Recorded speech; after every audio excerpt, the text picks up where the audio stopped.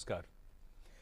कविता, गीतों, शायरी से लगाव तो हम में से बहुत लोगों को होता है, लेकिन उसे कहने वाले यानी शायर और गीतकार हम सब नहीं होते।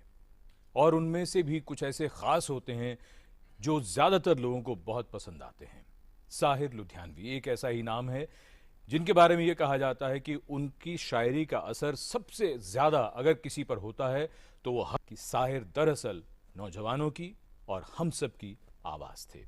साहिर की शायरी के बारे में बात करने के लिए हमारे दो खास मेहमान हमारे साथ हैं। हमारे साथ हैं शिव चतुर्वेदी जी, जो गायक भी हैं और एक मुकेश की स्मृति में एक मंच चलाते हैं। साथ ही आप पेशे से तो चार्टर्ड अकाउंटेंट हैं, लेकिन फिल्मी दुनिया में आपकी बहुत दिलचस्पी है। बहुत स्वागत है आपका शिव जी। हमारे दूसरे मेहमान अनीस अमरोवी साहब हैं, जो पत्रकार हैं। इनकी कई किताबें हैं और फिल्मी पत्रिकाएं भी आप चलाते हैं, लिखते हैं उनमें। और आपका बहुत स्वागत अनीस अमरोवी साहब। शुक्रिया। चर्चा को हम आगे बढ़ाएं, बहुत लगता है ज़रूरी होगा कि सबसे पहले क्यों ना साहिर साहब का एक गीत सुन लेते हैं जो फिल्म जाल से है। ये रात ये चांदनी फिर कहाँ, सुन जा दिल की दास्तां। ये रात ये चांदनी फिर कहाँ, सुन जा दिल की दास्तां।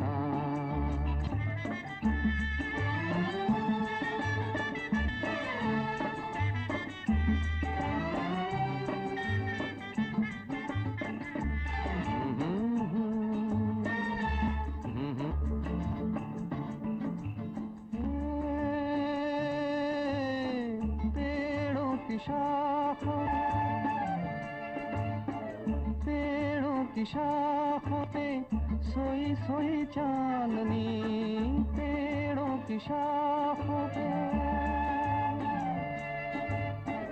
तेरे ख्यालों में खोई खोई चांदनी।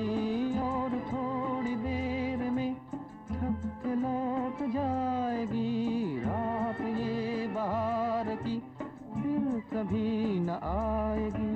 दो एक पल और है ये समा, सुन जा दिल की दास्तां।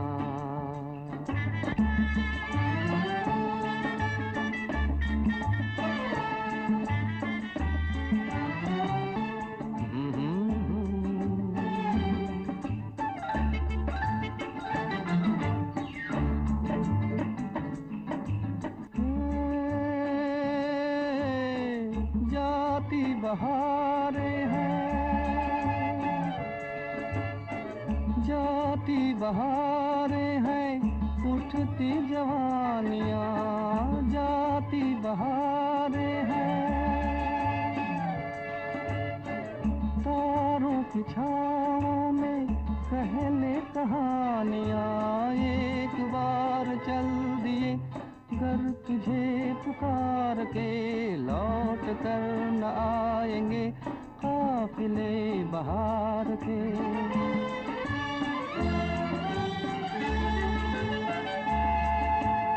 एक बार चल दिए घर तुझे पुकार के लौट कर न आएंगे काफिले बहार के।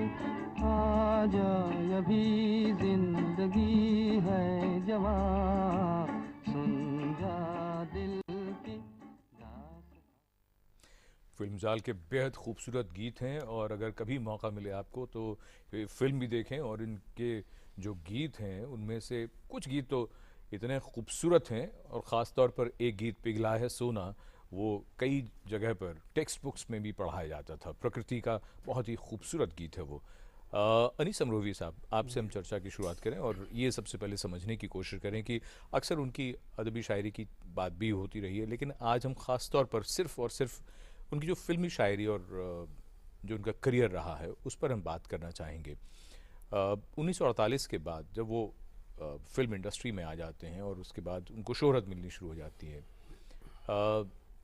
उस दौर में तो कई और बड़े शायर भी थे, तो क्या क्या फ़र्क क्या हुआ साहिर के आने के बाद? असल में बहुत से लोग तो फिल्मों में आने के बाद मशहूर हुए।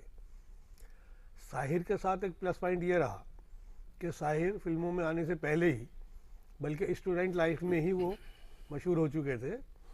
लाहौर में जब वो तालिब इल्म थे, उनकी किताब भी आ चुकी थी तलखियाँ, और वहाँ एक ऐसा मामला कुछ हुआ था, उनके एक माशका शुरू हुआ था जिसकी वजह से वो इस कॉलेज से निकाले भी गए थे, जिस पर बाद में उन्होंने एक नज़्म भी कही। लुधियाना में निकाले गए जी जी।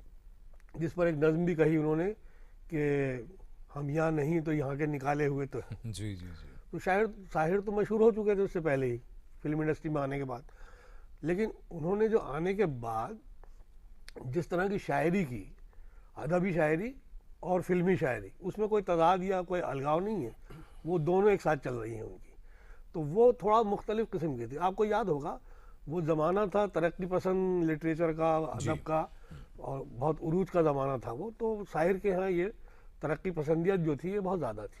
साहिर बहुत पहले ही आपने तरक्की पसंद जो मूवमेंट जो चल रहा था उस वक्त, तो प्रगतिशील लेखक संघ के तो वो जुड़ी गए थे उसके साथ जी, प्रोग्रेसिव राइटर्स एसोसिएशन के साथ थे वो, इप्टा के साथ थे वो जी। चतुर्वेदी जी, मैं आपसे ये समझना चाहूँगा जो बात अभी हमने शुरू की कि साहिर के आने के बाद क्या एक तब्दीली आई, अगर हम गीतों की बात करें, क्योंकि साहिर जब आए थे फिल्मों में, फिल्मी गीत लिखना कोई बहुत बड़ा, कोई ऐसा कोई शानदार काम नहीं समझा जाता था उस वक्त। बिल्कुल, और खासकर बड़े शायर के लिए फिल्म्स में काम करना ही बहुत अच्छा नहीं समझा जाता था उस टाइम में। तो जैसा कि आपने बताया कि शुरू की उन्होंने आज़ादी की राह पर, इसमें जीडी कपूर साहब ने कंपोज किए थे गाने, और 4 गाने इन्होंने लिखे। एक्चुअली प्रेम धवन साहब इनको लेके गए थे और उन्होंने इनका तारुफ करवाया, जिस पे कि इनको एक काम मिला। उसके बाद 49 और 50 में इनका कोई ख़ास काम नहीं है। फिर आई 1951।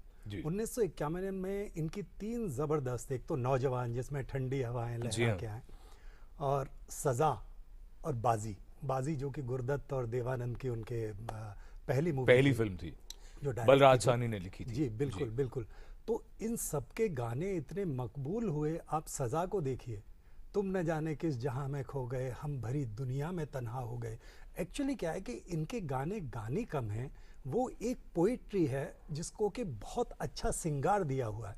जो साहिर साहब की सबसे बड़ी खूबी ये है कि इनमें अभिव्यक्ति जो है उसकी अद्भुत विविधता है, जो हर एक में नहीं मिलती।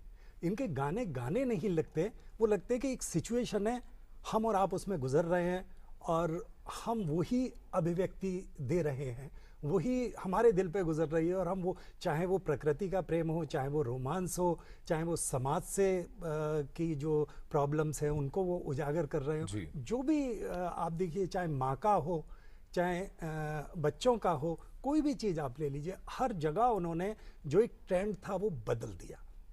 वो कैसे, आप ये देखिए कि उस टाइम में जो नंबर 1 में आते थे जो कंपोज़र, वो थे सी रामचंद्र और नौशाद जी। सेकंड में हुसन लाल भगत राम, इनका लिया जाता था।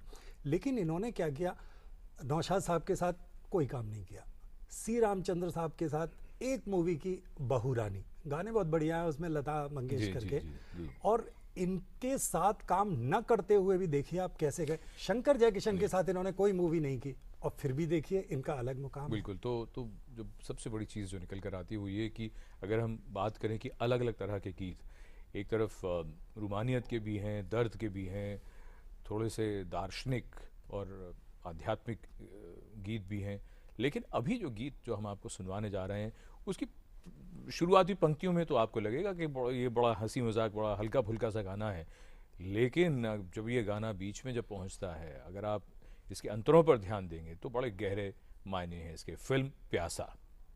तेरा चकराए या दिल डूबा जाए, आजा प्यारे पास हमारे, काहे घबराए, काहे घबराए। मालिश तेल मालिश।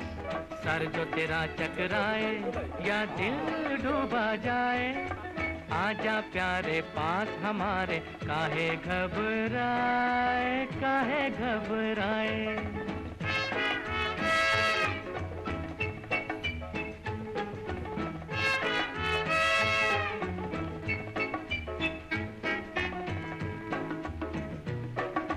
तेल मेरा है मुस्की, गंज रहे ना खुशकी, जिसके सर पर हाथ फिरा दूं चमके किस्मत उसकी।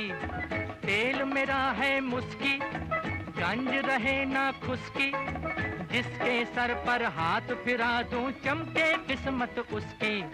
सुन सुन सुन अरे बेटा सुन, इस चंपी में बड़े बड़े गुण।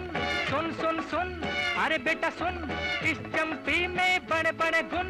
लाख दुखों की एक दवा है, क्यों ना आजमाए। काहे घबराए, काहे घबराए। सर जो तेरा चकराए या दिल डूबा जाए, आजा प्यारे पास हमारे। काहे घबराए, काहे घबराए।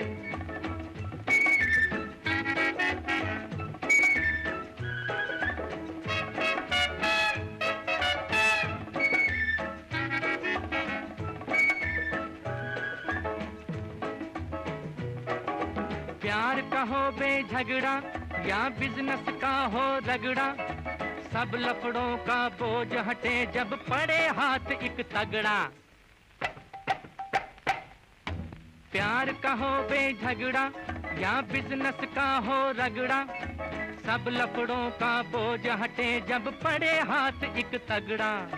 सुन सुन सुन अरे बाबू सुन, इस चंपी में बड़े बड़े गुण। सुन सुन सुन अरे बाबू सुन, इस चंपी में बड़े बड़े गुण। लाख दुखों की एक दवा है, क्यों ना आजमाए।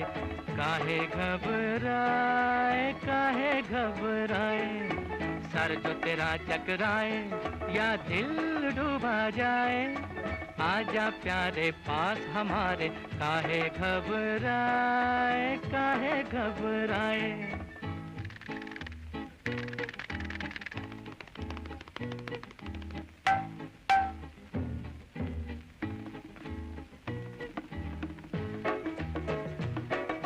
नौकर हो या मालिक, लीडर हो या पब्लिक, अपने आगे सभी झुके हैं, क्या राजा क्या सैनिक। नौकर हो या मालिक, लीडर हो या पब्लिक, अपने आगे सभी झुके हैं, क्या राजा क्या सैनिक। सुन सुन सुन अरे राजा सुन, इस चंपी में बड़े बड़े गुण। सुन सुन सुन अरे राजा सुन, इस चंपी में बड़े बड़े गुण। लाख दुखों की एक दवा है, क्यों ना आजमाए। काहे घबराए, काहे घबराए। सर जो तेरा चकराए या दिल डूबा जाए, आजा प्यारे पास।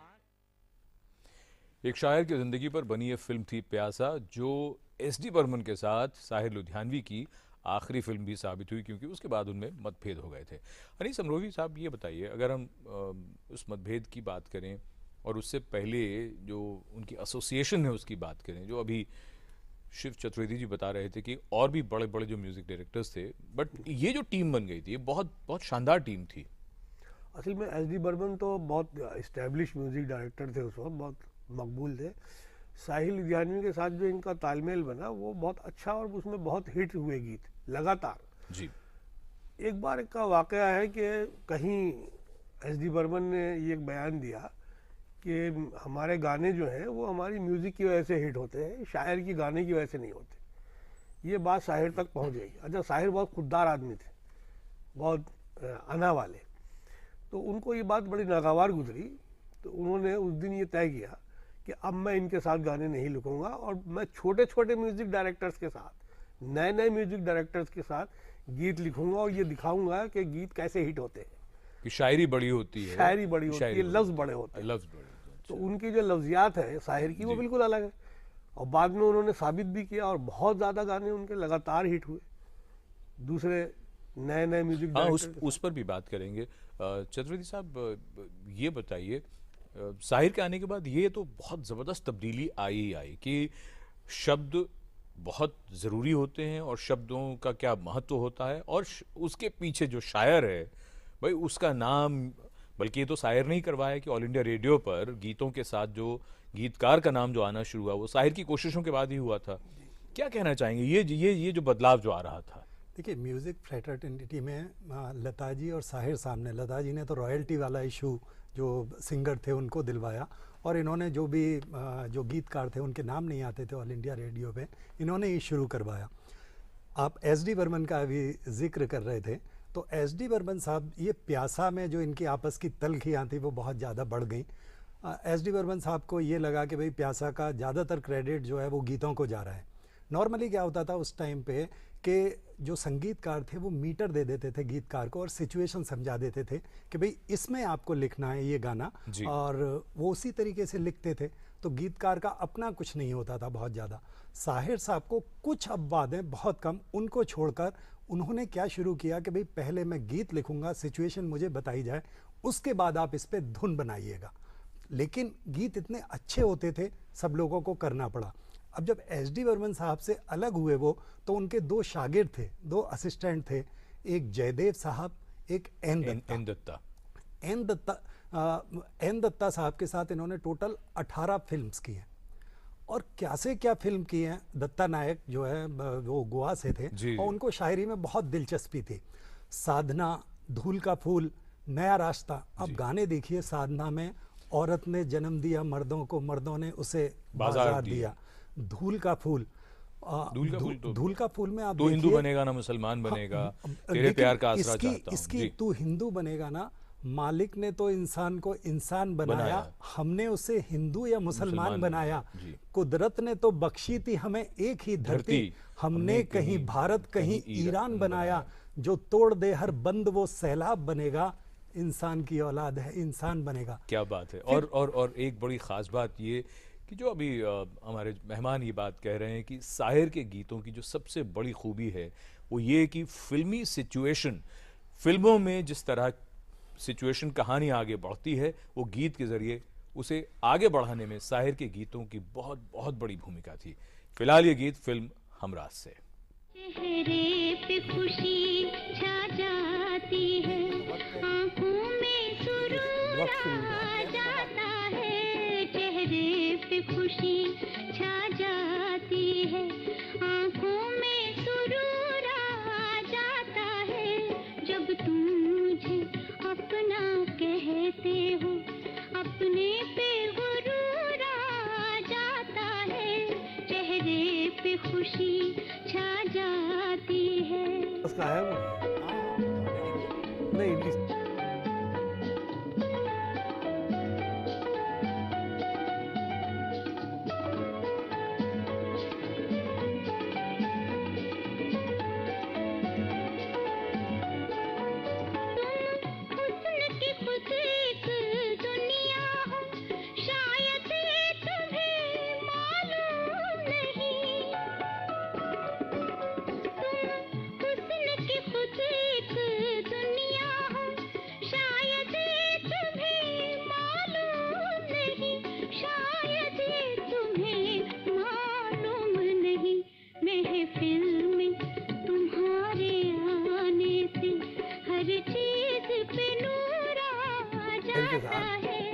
जब तुम मुझे अपना कहते हो, अपने पे गुरूर आ जाता है।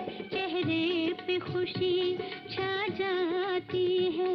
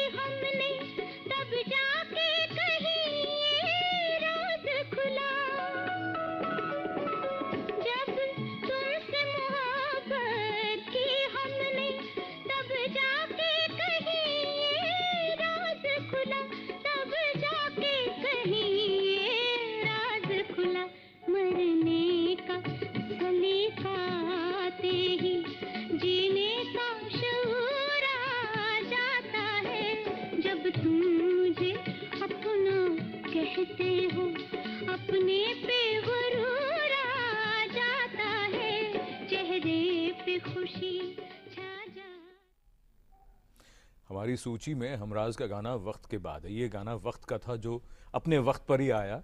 फिलहाल बात को आगे बढ़ाते हैं। अनीस अमरोही साहब, ये जहाँ तक बात आती है कि साहिर ने अपनी शर्तों पर काम किया जी। और ऐसा भी नहीं था कि उनसे पहले कोई प्रेसिडेंट सेट हो, यानी कि पहले कोई और कर रहा था ऐसा, तो साहिर ये सब कैसे कर पाए? क्योंकि ये सब करने के लिए देखिए, फिल्म इंडस्ट्री कुछ भी कह लीजिए, एक बात की बात तो वो बिजनेस है जहाँ एक दूसरे को एडजस्ट भी करना पड़ता है। तो ये क्या हो रहा था? क्या साहिर सचमुच बिल्कुल बदल रहे थे, बिल्कुल जो ग्रामर ऑफ फिल्म इंडस्ट्री? असल में ये साहिर के यहाँ जो ये सब बातें थी, इसको समझने के लिए हमें बहुत पीछे साहिर की बचपन में जाना पड़ेगा।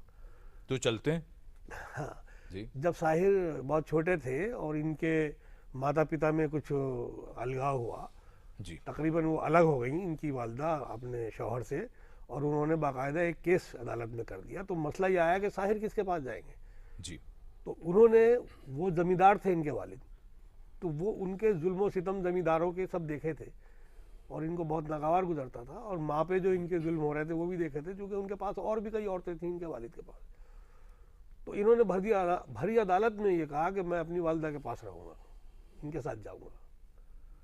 तो इनके यहाँ एक टेढ़ थी बचपन से ही, जी जो बाद में भी जाहिर हुई। और इन्होंने इंडस्ट्री में आने के बाद जिस तरह की शायरी की, जिस तरह इनकी शायरी में जो लफ्ज़ इस्तेमाल हुए हैं, जो सोच इस्तेमाल हुई है, वो दूसरे शायरों के यहाँ नहीं मिलती ये है। जो बात आपने उनकी माता जी का जो जिक्र किया, ये भी समझना बहुत ज़रूरी है। ये हम बात कर रहे हैं 1930 और 40 के दौर की, जी जी और वो महिलाओं के हक के लिए लड़ना, उस दौर में आवाज़ उठाना, कोर्ट में जाना। जी। वाकई शिव चतुर्वेदी साहब, एक टिप्पणी आपकी भी। देखिए, ये जो चीज़ था, जो इन्होंने माँ का आलम देखा बचपन में, इनके फादर ने कोई 12 शादियाँ की, और मेल जो है औलाद वो यही थे 10वीं अकेले? शादी से। जी यही थे। अच्छा। और जब उनको इनकी कस्टडी नहीं मिली, इनके फादर को, फजल मोहम्मद साहब को, जी। तो उन्होंने ये कह दिया या तो मैं इसको मरवा दूंगा या किडनैप करवा लूँगा। तो इनकी माँ जो है हमेशा किसी की कस्टडी में इनको बाहर भेजते थे। तो इन्होंने माँ का और औरत का वो रूप देखा है कि औरत कितनी सशक्त हो सकती है, वो ही कोरिलेट किया है फिल्म शगुन में। आप देखिए, तुम अपना रंजोगम, अपनी परेशानी मुझे दे दो। कोई भी शायर ये नहीं कहेगा औरत के बारे में, क्योंकि वो पुरुष प्रधान समाज है हमारा। जी, बिल्कुल। उस टाइम तो बहुत ज़्यादा था। मैं देखूं तो सही दुनिया तुम्हें तुम्हें कैसे कैसे सताती सताती है, है। घड़ी भर के लिए अपनी निगहबानी मुझे दे दो। तो मतलब कि औरत में वो तासीर है, उतनी सशक्त है कि वो उसकी रक्षा कर सकती है। तो उन्होंने माँ का वो रूप देखा था, बहुत- और वही चीज़ वो वहाँ पे लेके आए हैं। आप देखिए क्या ब्यूटीफुली लिखा है। ये महिलाओं के अधिकारों और उनकी बराबरी की बात, जो बाद में बहुत जोर पकड़ा, जिस बात ने साहिर ने अपने बचपन में वो उन तमाम चीज़ों को देखा भी, और उस दुख को, दर्द को महसूस भी किया। उन्होंने तवाइफों के बारे में, उनकी हिमायत में वो चकले नज़्म लिखी। जी जी जी नेहरू साहब रो दिए उस पर। जी जी वो सुनकर। फिल्म प्यासा में जो शामिल हुई थी। एक और छोटी सी बात मैं ये भी चाहूँगा आपसे टिप्पणी, और फिर उसके बाद गाना इंतज़ार कर रहा है हमराज फिल्म का। तो वो ये कि जो बात अभी अमरोही साहब जो चर्चा में आई कि उन्होंने ये गीत लिखा, तुम अपना रंजोगम, अपनी परेशानी मुझे दे दो। ये भी कहा जाता है कि साहिर अपनी तमाम प्रेमिकाओं में जीवन भर अपनी माँ को ही ढूंढते रहे, जी और गीतों में भी जब भी माँ के लिए कुछ भी लिखा, या माँ के उद्गार जो बेटे के लिए होते हैं, तो वहाँ भी वही अक्स जो था वो उसमें दिखाई देता है। देखिए, सन 47 के फसाद में इनकी वालदा खो गई थी, और ये ख़ास तौर पे बम्बई से लाहौर गए, उनको तलाश किया और वो मिल भी गई। इनके एक बहुत करीबी दोस्त थे हामिद अख्तर, जो मेरे साथ 2-4 बार उनकी मुलाकातें भी हैं। जी तो वो भी इनके साथ थे उनकी तलाश में। तो इनके यहाँ जो एक शिद्दत थी माँ के लिए, वो इनकी शायरी में जगह जगह दिखाई देती है। और ये जो बात को कहने का जो एक अलग अंदाज इनके यहाँ है, जैसे मिसाल के तौर पे बहुत से लोग अपनी महबूबा की खुशामदी करते नज़र आते हैं शायरी में। जी इन्होंने कहा कि चलो एक बार फिर से अजनबी बन जाए हम दोनों। ये किसी शायर ने नहीं कहा आज तक। तो इनके यहाँ ये चीज़ पहले से ही मौजूद थी, औरतों के हक़ के लिए लड़ना और उनके जो इस्तेहसाल उनका हो रहा था उसके खिलाफ आवाज़ उठाना। जी। और देखिए साहब, ये जो गीत है फिल्म हमराज का, अगर कोई प्रपोज करता है तो किस तरह से करता है? ऐसे भी कर सकता है, ये सिर्फ साहिर साहब की शायरी में ही हो सकता है। किसी पत्थर की मूरत से मोहब्बत का इरादा है, परस्तिश की तमन्ना है, इबादत का इरादा है। किसी पत्थर की मूरत से मोहब्बत का इरादा है, परस्तिश की तमन्ना है, इबादत का इरादा है। किसी पत्थर की मूरत से।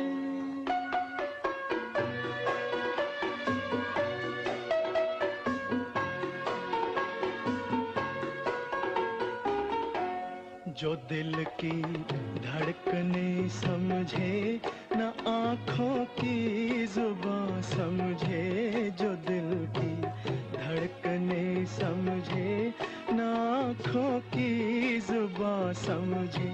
नजर की गुफ्तगू समझे, न जज्बों का बयां समझे। नजर की गुफ्तगू समझे, न जज्बों का बयां समझे। उसी के सामने उसकी शिकायत का इरादा है, उसी के सामने उसकी शिकायत का इरादा है। किसी पत्थर की मूरत से मोहब्बत का इरादा है, परस्तिश की तमन्ना है, इबादत का इरादा है। किसी पत्थर की मूरत से।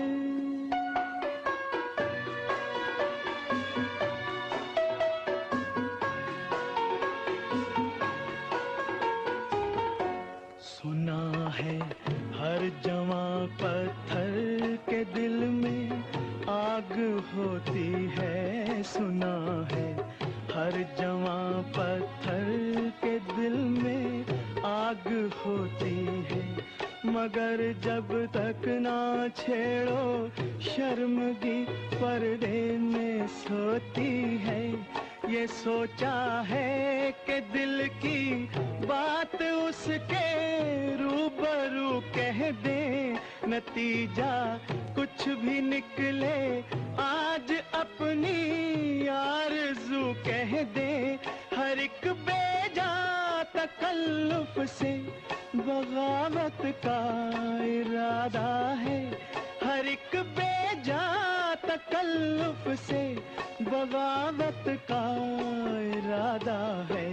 किसी पत्थर की मूरत से।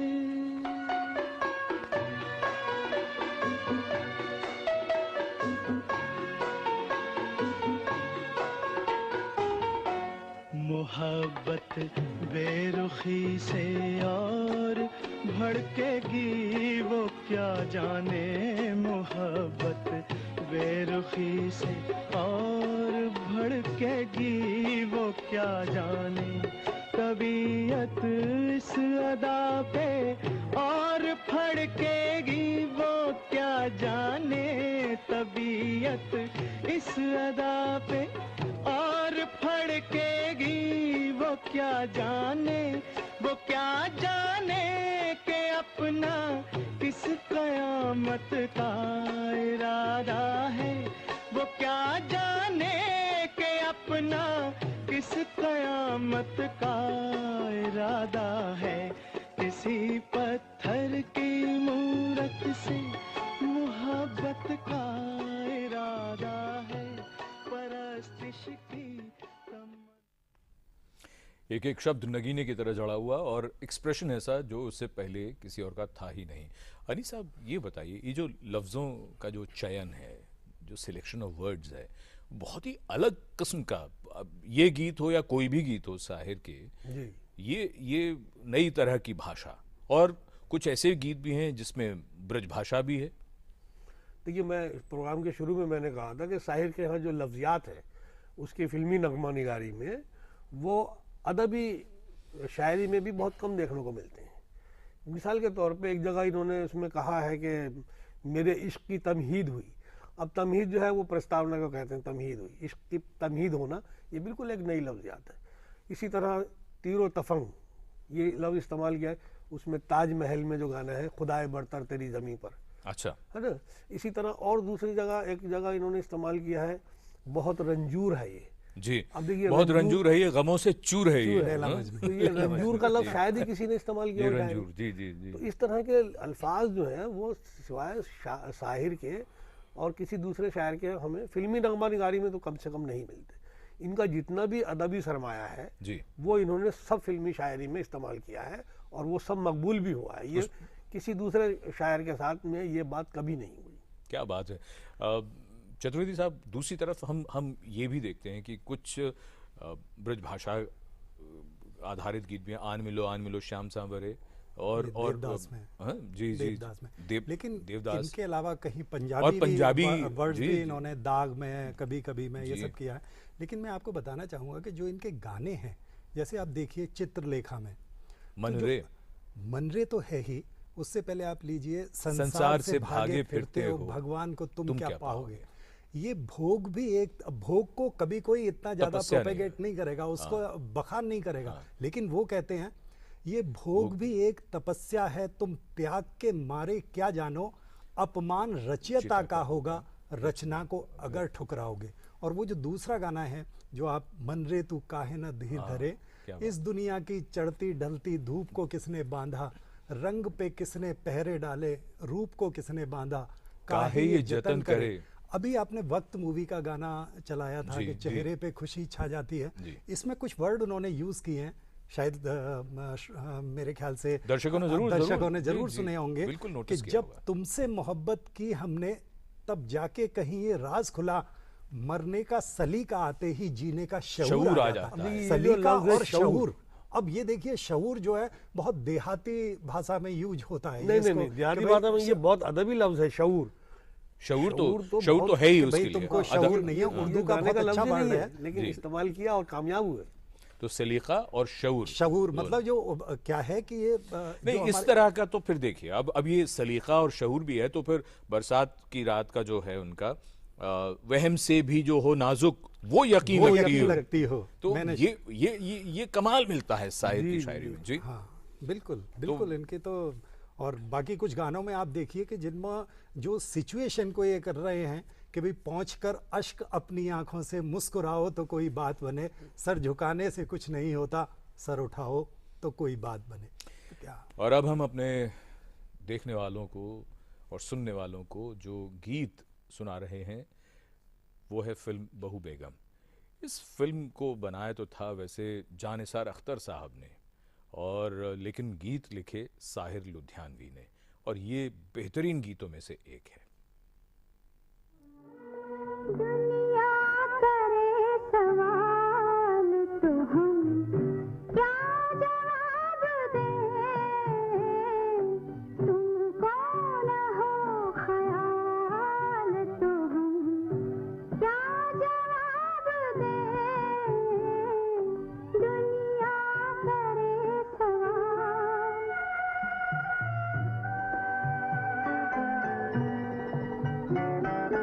पूछे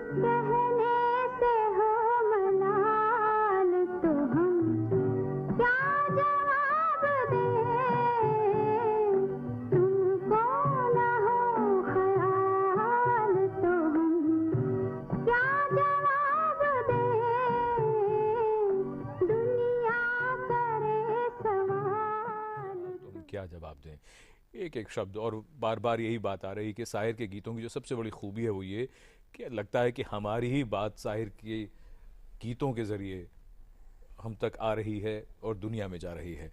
अनीस साहब, एक बात बताइए, ये तो एक बहुत बड़ा कमाल का आस्पेक्ट है ही उनके गीतों का, उनकी शायरी का। एक और बात, उनके इस तरह के मिजाज से कि अपनी शर्तों पर काम करना, ये सब चीज़ें, एक तरफ हम ये भी देखते हैं कि उन्होंने कई नए म्यूज़िक डायरेक्टर्स के साथ काम किया, या ऐसे म्यूज़िक डायरेक्टर के साथ भी काम किया जिनको काम ज़रा कम मिलता था। ख़याम साहब जैसे, ख़याम साहब के लिए हम सबको मालूम है कि उन्होंने किस तरह से कोशिश की कि वो ये फिल्म करें जी। और उसके अलावा बाकी जो और लोग थे, साथ ही साथ दूसरी तरफ हम ये देखते हैं कि कई नए सिंगर्स को भी बड़ा मौका मिला, जिनमें सुधा मल्होत्रा हैं या महेंद्र कपूर का जैसे हमने गाना सुना, तो उनके करियर के लिए भी बहुत बहुत इंपॉर्टेंट हो जाता है।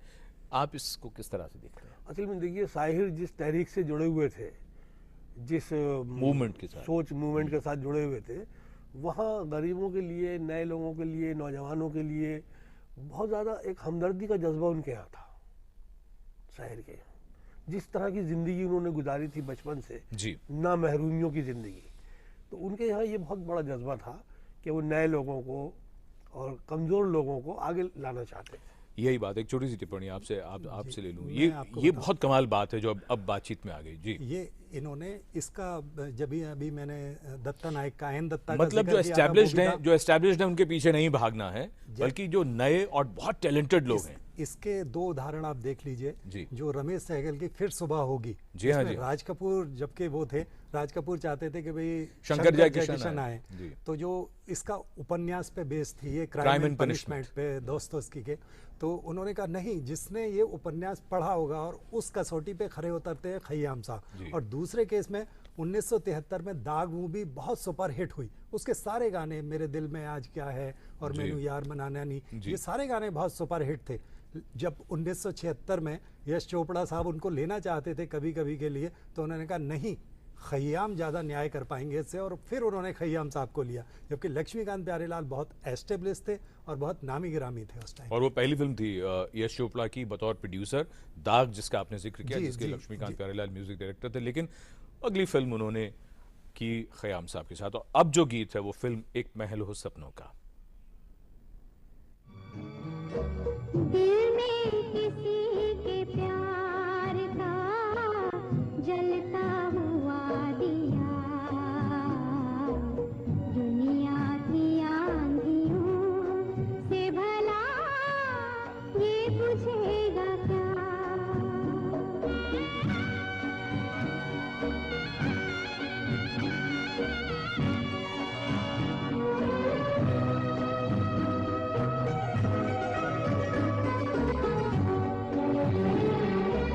सांसों की आँच पाके धड़कता रहेगा ये।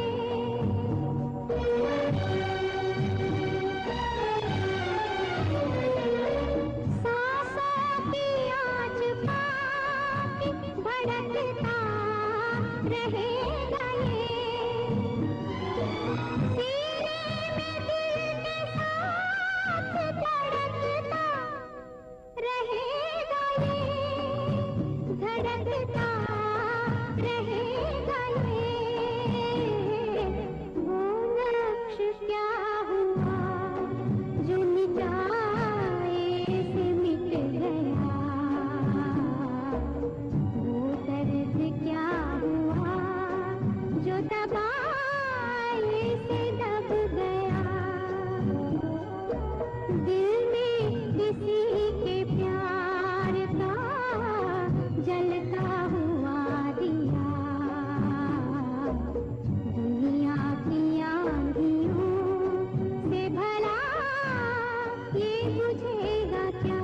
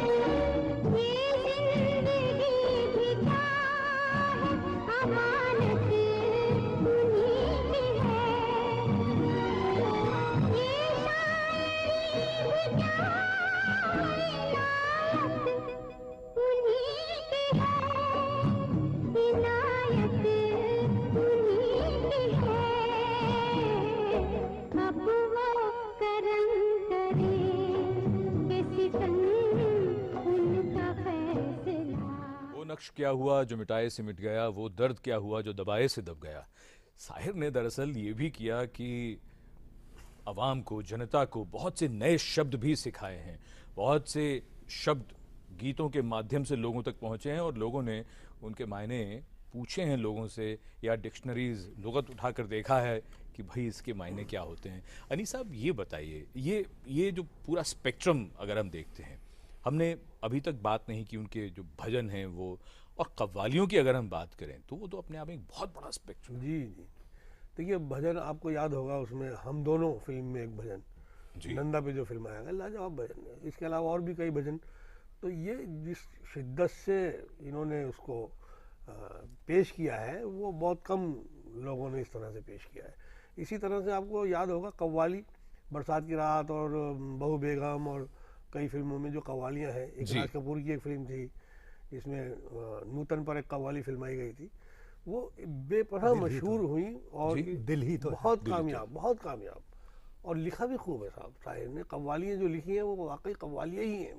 जी, आज हम अपने दर्शकों को उनकी लिखी कोई कव्वाली तो नहीं सुना पा रहे हैं, लेकिन अभी फिलहाल धूल का फूल का ये गीत।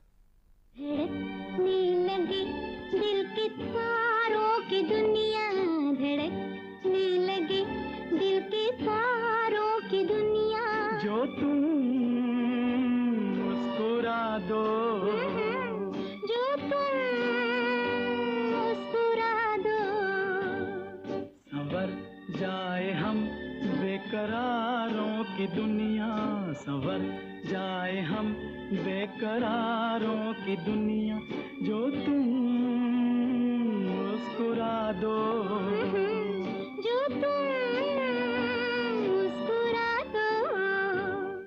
आहा, ला ला ला ला ला, आहा, ला ला ला ला ला।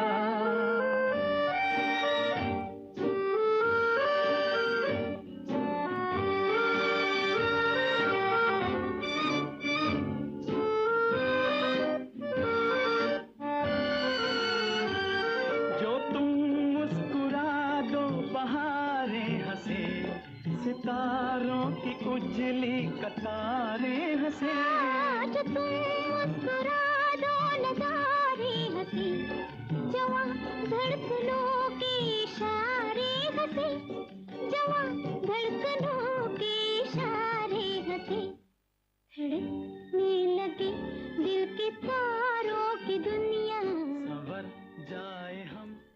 उनकी बेहतरीन फिल्मों में से एक ये धूल का फूल, जिसके गीत आज भी याद किए जाते हैं। चित्रोदी जी, हम बात कर रहे थे कव्वालियों की और उनके भजन जो हैं उनकी भी, ये भी हम मतलब कह ही सकते हैं कि साहिर के जाने के बाद फिल्मों में कव्वाली का जो चलन है, हमारी फिल्मी कव्वालियाँ बहुत बहुत मकबूल होती थी, बहुत पॉपुलर होती थी।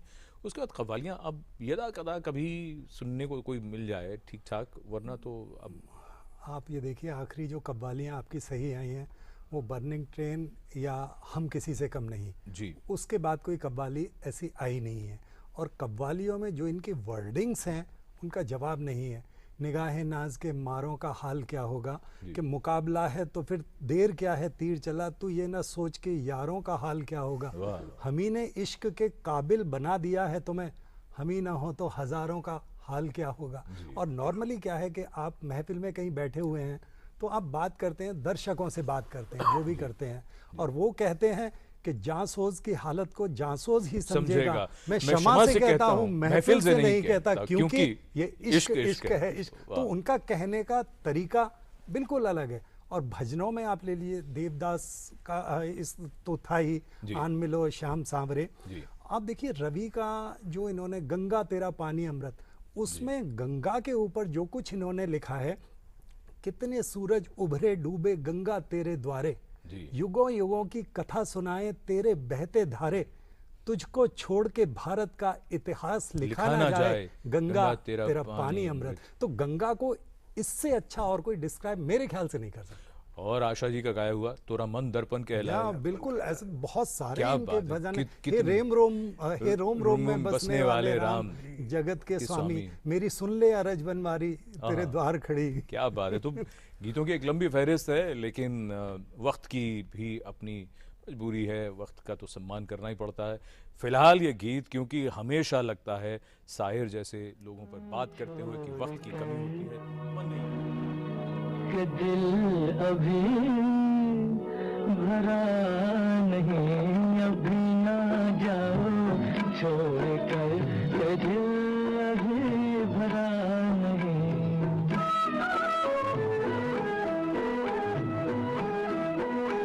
अभी अभी तो आई हो, अभी अभी तो,